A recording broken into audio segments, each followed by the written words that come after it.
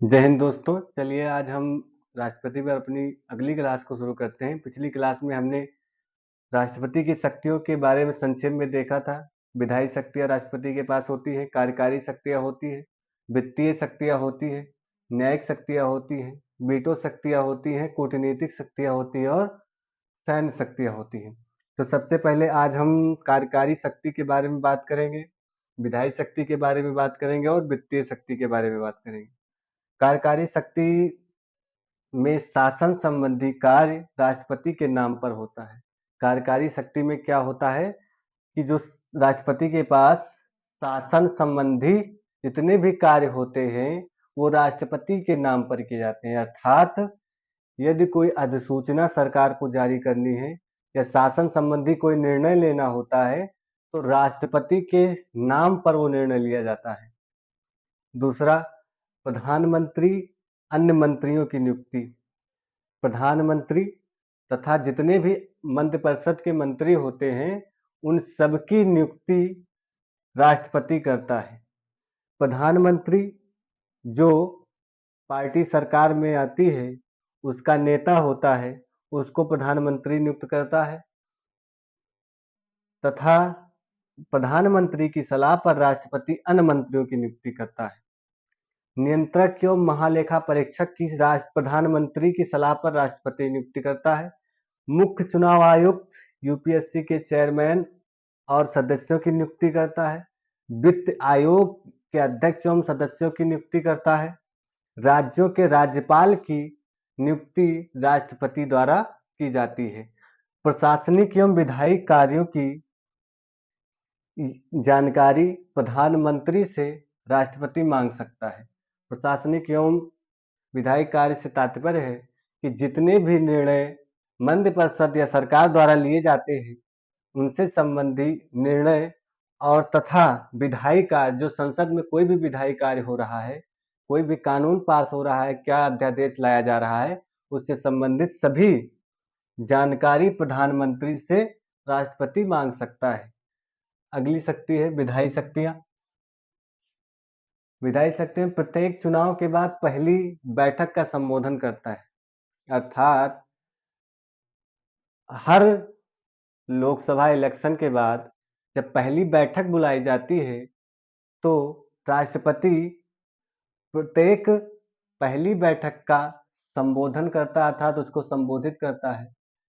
प्रत्येक वर्ष प्रथम अधिवेशन का संबोधन करता है, अर्थात प्रत्येक वित्तीय वर्ष के बाद जब नया सत्र शुरू होता है संसद का तो उस सत्र का प्रथम अधिवेशन उसका संबोधन राष्ट्रपति करता है। चुनाव आयोग से परामर्श करता है।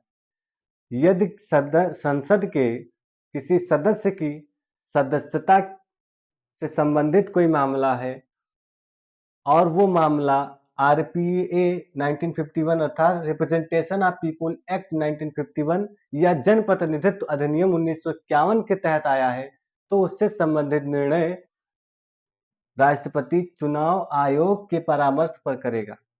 अगला है संसदीय बैठक को बुला सकता है। संसद की बैठक को बुलाता है, सम्मन करता है या फिर उसका स्थगन भी करता है। राष्ट्रपति बुला भी सकता है, बुलाता भी है और उसका स्थगन भी करता है, स्थगित भी करता है। संयुक्त बैठक बुला सकता है। जब संसद के दोनों सदनों में किसी एक विधेयक को लेकर के किसी एक मुद्दे पर मतभेद हो जाता है और 6 महीने तक कोई निर्णय नहीं हो पाता तो राष्ट्रपति संयुक्त बैठक बुला सकता है जिसकी अध्यक्षता लोकसभा स्पीकर या लोकसभा अध्यक्ष करता है। विशेष विधेयक जैसे राज्य सीमा में परिवर्तन हेतु राष्ट्रपति की पूर्व सहमति आवश्यक होती है। राज्य सीमा में परिवर्तन ये विशेष विधेयक के अंतर्गत आता है।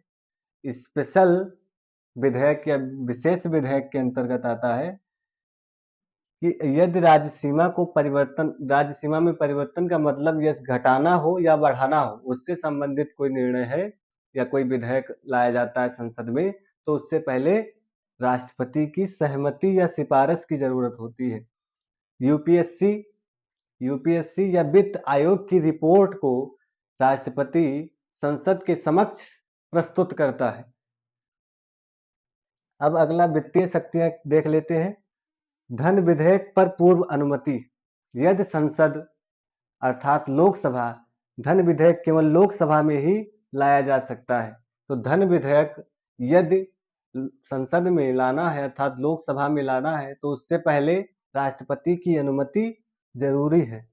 केंद्रीय बजट संसद के समक्ष प्रस्तुत करता है राष्ट्रपति। तो सरकार केंद्रीय बजट जारी करती है, उसको संसद के दोनों सदनों में प्रस्तुत करने की जिम्मेदारी राष्ट्रपति की होती है। अनुदान मांग के लिए पूर्व अनुमति की जरूरत होती है, चाहे वो संचित निधि से हो या आकस्मिकता निधि से हो, दोनों पर राष्ट्रपति की अनुमति जरूरी होती है यदि अनुदान की मांग करना है तो। अगला वित्तीय शक्तियां हो गई। अब है न्यायिक शक्तियां। न्यायिक शक्तियां और कूटनीतिक शक्तियां तथा सैन्य शक्तियों के बारे में हम अगली क्लास में देखेंगे तथा प्रधानमंत्री पर हम अगली क्लास में भी देखेंगे। धन्यवाद।